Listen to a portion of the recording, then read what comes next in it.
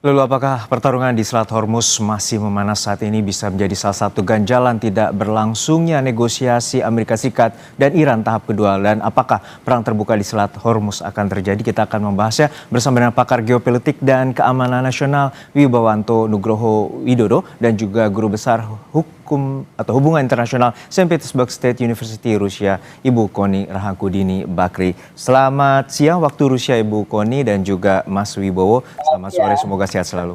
Saya ke Bu Koni terlebih dulu. Bu Koni, kita melihat bahwa blokade ini menjadi salah satu tantangan terbesar untuk memasuki tahap kedua. Walaupun kita mengetahui bahwa proses negosiasi terkait pengayaan uranium masih berlangsung.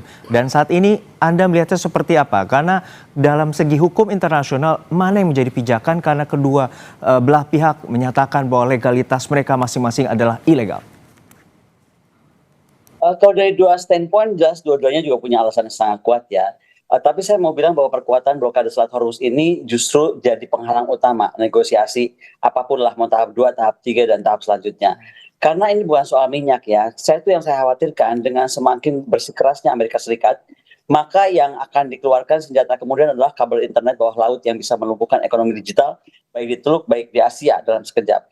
Nah, sekarang kita juga mesti lihat bahwa kalau tadi disampaikan dalam pembukaan bagaimana seolah-olah Trump menyatakan bahwa angkatan laut Iran itu sudah sangat dilemahkan. Jangan lupa bahwa strategi militer Iran di Selat Hormuz itu dipegang oleh IRGC Navy. Jadi dia tuh adalah angkatan laut korps pengawal revolusi. Jadi jangan disamakan dengan apa yang disampaikan oleh Trump.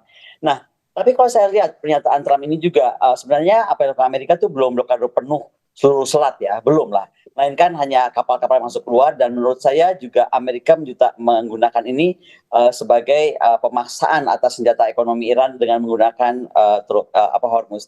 Nah intinya kita juga mesti melihat apa pengumuman dari RCGC Navy ya, bahwa dia bilang apapun yang terjadi arsitektur keamanan baru di Teluk Persia sudah akan dibuat. Jadi Teluk Persia itu nggak akan lagi sama seperti dulu. Dan juga kita mesti lihat mereka kekuatannya murah, apa juga strateginya juga sudah dirancang puluhan tahun. Sepertinya mereka sudah berpikir apapun yang akan terjadi sudah ada option 1, option 2 yang tadi saya sampaikan di awal. Kemungkinan besar yang saya khawatirkan malah larinya ke kabel bawah laut. Oke, kita ke Mas Wibowo. Mas Wibowo, terkait dengan kalkulasi secara militer, lalu seberapa besar sebenarnya peluang insiden kecil yang terjadi di Selat Hormuz apabila terjadi serangan di sana? Jadi memang yang dibilang tadi itu ada 750.000 mile paling tidak tuh, kabel bawah laut tuh, yang menghubungkan komunikasi digital di seluruh dunia tuh, ya. Dan berarti kalau di Hormuz tuh berarti sepersekian ya. Nah, jadi poinnya begini ya. Jadi Amerika itu sekarang di dalam posisi harus menyelesaikan perang ini secara cepat, ya. Karena memang plan A-nya itu perang ini selesai dalam waktu 2 minggu. Step 1 yaitu serangan militer yang memberikan strategic surprise dan dekapitasi yang dilanjutkan dengan superioritas militer dan juga penghancuran nodes-nodes militer Iran. Tetapi kan ada tahap ketiga yang tidak disangka oleh Amerika, itu retaliasi berkelanjutan dan tidak tergantinya rezim dan belum berubahnya orientasi geopolitik Iran versi 79. Itu poinnya kan. Nah, jadi sekarang Amerika masuk ke dalam tahap yang namanya courtship diplomasi, di mana instrument of national power militer itu berjalan bersamaan dengan diplomasi, dan ini bukan replacing tetapi hadir secara simultan gitu, sinkron. Nah, makanya ini lebih kepada pemaksaan, bukan kepada genuine diplomasi, tetapi apa yang disebut dengan memaksa untuk bernegosiasi atau negotiation under pressure. Nah, di sini ada dua pemikiran ya. Ya, salah satu pakar Iran di Washington DC, Vali Nazar, ya, yang memang orang Iran awalnya ya, Iran American ya. Dia mengatakan bahwa ada dua opsi untuk menghadapi ini. Yang pertama adalah Presiden Trump ya harus bergeser kepada niat ya, untuk memaksa Iran surrender, tetapi lebih bergeser menjadi mengajak Iran untuk mencapai deal gitu. Nah, opsi yang dimasukkan Valina itu adalah opsi untuk jangan menekan Iran untuk memaksa surrender, tetapi untuk mengajak Iran melakukan deal sehingga ya hasilnya cepat dicapai. Karena sebenarnya sekarang terbukti bahwa seberapa banyak pun kekuatan militer yang dihancurkan di Iran, ternyata tidak terbukti dapat mengubah orientasi geopolitik Iran. Kan gitu faktanya. With or without pergantian rezim. Nah, karena pada prinsipnya center of gravity untuk mengalahkan Iran adalah heart and mind dari rakyat Iran itu sendiri. Nah, sekarang Trump harus mencari simpati dari rakyat Iran, yaitu jangan menambah susah keadaan. Itu poinnya tuh. Oke. Nah, yang berikutnya bagi Iran, bagi Amerika, center of gravity-nya itu juga adalah domestic audience di Amerika yang memberikan legitimasi kepada Presiden Donald Trump. Dan juga kondisi ekonomi global. Nah, sekarang keduanya juga menekan Presiden Trump. Semakin lama ini di pressure ya melalui kehadiran militer di bagian internasional Selat Hormuz itu semakin tidak baik bagi Presiden Trump. Dan benar bahwa kehadiran US Navy itu bukan langsung melakukan blokade penuh, tapi hanya hadir untuk show force dan hadirnya di bagian wilayah internasional. Nah, ini harus masing-masing harus introspektif dan melakukan self restraint supaya tidak ada kesalahan langkah. Ya, saya ke buku ini bahwa ini ada pressure play yang digunakan oleh strategi dari Amerika Serikat untuk menekan Iran agar masuk ke meja perundingan, dan juga kita mengetahui bahwa perbincangan sebelumnya Ibu Koni melihat bahwa upaya Amerika Serikat untuk melakukan pembicaraan antara Israel dengan Lebanon ini merupakan langkah yang tepat, terutama 34 tahun belum pernah bertemu. Lalu seperti apa sebenarnya masa depan perundingan untuk terkait dengan Iran? Tunduk atas prasyarat apa yang dikatakan oleh Amerika Serikat? Jawabannya usai jeda hanya di Kompas Petang. Dengan situasi di Selat Hormuz yang terus memanas, dan juga kita akan membahasnya bersama dengan pakar geopolitik dan keamanan nasional Wibawanto Nugroho Widodo dan juga Guru Besar Hubungan Internasional Saint Petersburg State University Rusia. Saya kembali ke Bu Koni tadi bahwa kita melihat bahwa ada 3 dekade ini dan kemudian Amerika Serikat melalui Mark Rubio berhasil mendudukan Israel dan juga Lebanon dan sepakat untuk gencatan senjata selama 10 hari. Menurut Anda, apakah ini merupakan sebuah gerbang awal untuk memasuki putaran kedua perundingan damai antara Amerika Serikat dengan Iran? Sebagaimana saya sampaikan yang lalu, saya sangat respect kepada Rubio sampai dia turun tangan untuk mendudukan dubes Israel dan juga Lebanon ya untuk menyelesaikan masalah. Tapi kembali kita juga mesti melihat faktor strategiknya Hizbullah sendiri, baik bagi Iran ya kan, terutama bagi Iran gitu. Karena bagaimanapun Iran itu tidak mungkin melepaskan, menurut saya ya, tidak mungkin melepaskan kekuatan Hizbullah. Sementara itu adalah harga mati yang harus justru oleh Israel minta diselesaikan. Jika tidak, Israel tidak mau, Netanyahu menyatakan Israel tidak akan mau maju ke apapun juga jika isu Hizbullah ada. Cuma lepas dari pertemuan di Washington kemarin yang saya berharap ada pertemuan selanjutnya ya kan, intinya kita juga mesti melihat ini tuh kita kan masalah Hormuz ini bukan masalah negara yang bertikai atau negara proksi mereka, tapi kita mesti lihat bagaimana sekutu-sekutu yang membantu Amerika juga terlibat akan lebih jauh. Pertama kita mesti lihat Uni Emirat Arab, dia itu benar-benar siap menggabung operasi militer dan membuka alat paksa, malah sudah melobi juga di koalisi internasional. Karena dia takut sekali, ya dia ini akan menjadi negara kombatan, mau nggak mau akan terus menjadi negara kombatan.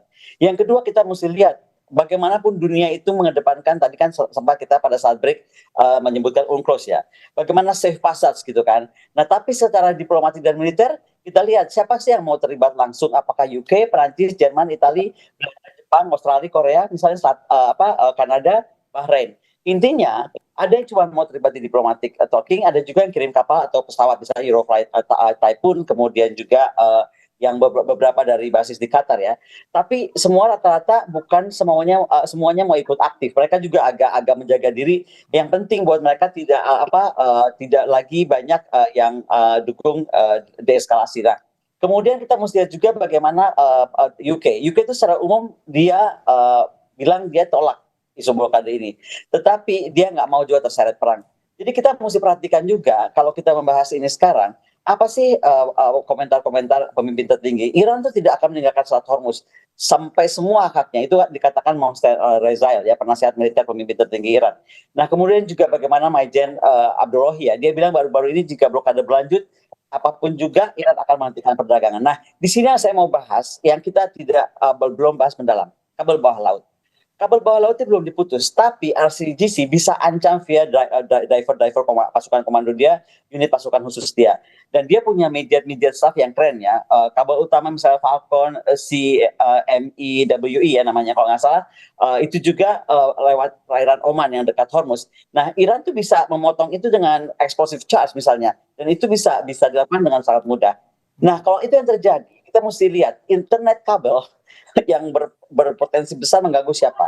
Uni Emirat Arab, Qatar, Bahrain, Kuwait. Dan ini akan menjadi latensi tertinggi dari perbankan dan trading global, karena kita tahu dong, contoh aja Rusia. Rusia itu kan menjadikan Dubai negara teluk, beberapa negara teluk sebagai negara negara ketiga untuk sistem perbankan kita, karena kita kan sekarang lagi di sanction. Nah, intinya kenaikan biaya cloud, kemudian delay transaksi, dan ini bukan cuma bicara di tadi yang saya sebutkan, tapi bagaimana kemudian keuangan Asia Eropa juga akan sangat terpengaruh. Nah, artinya apa yang terjadi? Kita mesti betul-betul berharap siapapun negara yang bisa bersuara itu membuat juga sebuah masukan. Misalnya saja ya, saya tuh ingin sebenarnya kita agak keluar dari isu yang terus terjadi, tapi kita coba bikin solusi yang agak melompat ke depan. Misalnya saja, kalau bagaimanapun hormat saya kepada Trump, ya kan, dia pernah melahirkan Abraham Accord, dan Abraham Accord itu sangat penting waktu itu untuk Timur Tengah. Kenapa sekarang kita tidak melahirkan Hormuz Accord? Saya sih berharap Indonesia bisa mendorong itu ya bersama negara Islam. Di sini seperti saya sampaikan berulang kali, Pak Menlu Lavrov beberapa kali bilang, kenapa sih negara Islam ini nggak bersatu gitu loh. Contohnya untuk melahirkan Hormuz Accord. Hormuz Accord ini kalau terwujud ya, itu bisa bikin zona bebas senjata nuklir di Timur Tengah, paling tidak. Kemudian rekonstruksi Gaza, Lebanon, ya kan. Baik. Kemudian percepatan transisi post-oil negara teluk. Jadi ini menjadi penting, tapi kok belum ada yang bicara tentang solusi itu atau solusinya Rusia dan Cina. Bagaimana kita sekarang memainkan peran strategis dengan Northern Sea Road? Situasi di Baik, saya ke Mas Wibowo. Mas Wibowo, kita mengetahui bahwa situasi ini sangat pelik dan kompleks, dan kita mengetahui bahwa saat hari Rabu kemarin dari Panglima Angkatan Bersenjata Pakistan menemui juga dengan Menlu Iran Abbas Araghchi terkait dengan kekuatan militer yang juga bisa jadi terkait dengan permintaan Amerika Serikat untuk penangguhan pengayaan uranium. Saat ini seperti apa? Karena kunciannya ada di Selat Hormuz dan juga terkait dengan uranium. Nah, bagaimana dengan masa depan seperti yang dikemukakan Ibu Kony terkait dengan Hormuz Accord dan juga masa depan perdamaian ataupun tahap 2 ataupun tahap 3 terkait Amerika Serikat juga Iran? Ya, ini kan kondisinya sekarang Amerika masuk ke dalam tahap courtship diplomasi karena sasaran strategis awal itu tidak tercapai. Yang tercapai itu adalah penghancuran nodus militer strategis atau force aspek dari Iran dengan force strategi di papan Amerika. Nah, sekarang masuk ke dalam proses diplomasi seperti ini, ya Amerika berpikirnya tidak bisa harus maksimalis lagi. Yang berpikirnya satu-satu, mau diberesin yang mana? Karena seperti tadi Bukoni udah jelasin tuh, bahwa pertama Abraham Accord itu bagus ya, itu bagus ya. Akhirnya menjadi ada kompatibilitas antara Arab Sunni dan Israel dan juga Amerika dan juga P5 yang lain termasuk Rusia dan China. Yang tidak get along, yang tidak bisa kompatibel kan hanya tinggal Iran versi 79 sekarang. Dan kalau sampai Hezbollah itu dilucutin, ya berarti sama aja versi 79 Iran versi rejim 79 ini tidak eksis lagi gitu. Nah, yang berarti sekarang harus satu-satu diberesin nih oleh Presiden Trump nih dengan negara resmi. Ya kalau memang mau, apa yang diberesin sekarang? Apakah militernya, nuklirnya Iran yang mau dihabisin? Apakah proksinya yang mau dihabisin? Atau Hormuz dulu dibuka? Sebenarnya sekarang Amerika harus mulai lagi satu persatu membereskan keadaan ini. Sebenarnya apa sih mau oleh Amerika? Mendapatkan kembali akses ke Hormuz. Itu poinnya itu. Dan kondisinya mungkin tidak seideal yang masa lalu gitu. Okay. Nah mungkin ide yang itu boleh aja ditampung, nggak apa-apa. Kenapa enggak? Orang dulu aja Israel zaman sah Iran kan Israel, Amerika dan Iran itu sekutu melawan negara-negara Sunni yang di backup Soviet. Setelah itu kan berubah. Yang namanya kondisi strategis itu bisa berubah, Mas. Gitu. Nggak ada masalah. Okay. Tapi sekarang dalam kondisi begini, kuantum begini, ya. Yang pertama tuh ya, kita tidak pernah tahu intensitas dan kapabilitas dari masing-masing aktor nih sekarang. Ya, sehingga setiap aktor tuh harus mengambil posisi superposition. Semua posisi diambil aja. Nah, yang ketiga, semua tuh terhubung jadinya. Bukan itu udah jelasin tuh, ada 250.000 mile kabel bawah laut tuh. Nah, kalau udah kepotong sebagian aja itu kemana-mana. Jadi ada aspek entanglement. Okay. Ya. Tentang semua jadi terkait-kait gara-gara keadaan di Hormuz. Yang keempat adalah probabilistik. Jadi kita tidak lagi bisa berpikir hanya binary 0 atau 1 gitu. Enggak. Semua kemungkinan itu mungkin. Jadi berpikir out of the box untuk membuat yang namanya bagaimana menyelesaikan solusi satu persatu masalah di Hormuz, lakukan saja kalau mau itu bisa. Tapi kalau masalah bagaimana Hizbollah nanti mau dilucutin, ini masih questioning ya, karena ini berkaitan dengan harus merubah dulu geopolitical orientation Iran. Nah, dari tahun 2006 aja resolusi Dewan Keamanan 1701 untuk meliputi Hezbollah, non-state actor, dan akhirnya membuat Israel mundur kan juga belum terlaksana. Great powers nggak ada yang bisa mengeksekusi itu poinnya. Baik, kita nantikan bagaimana proses ini dan juga kejahatan 10 hari ini patut diapresiasi, dan ini merupakan gerbang awal menuju adanya putaran kedua negosiasi antara Amerika Serikat dengan Iran. Terima kasih sekali lagi perspektifnya Mas Wibawanto Nugroho Widodo, pakar geopolitik dan keamanan nasional, dan juga Ibu Kony Rahakundini Bakri, Guru Besar Hubungan Internasional Saint Petersburg State University Rusia. Sehat-sehat selalu Bapak Ibu. Terima kasih.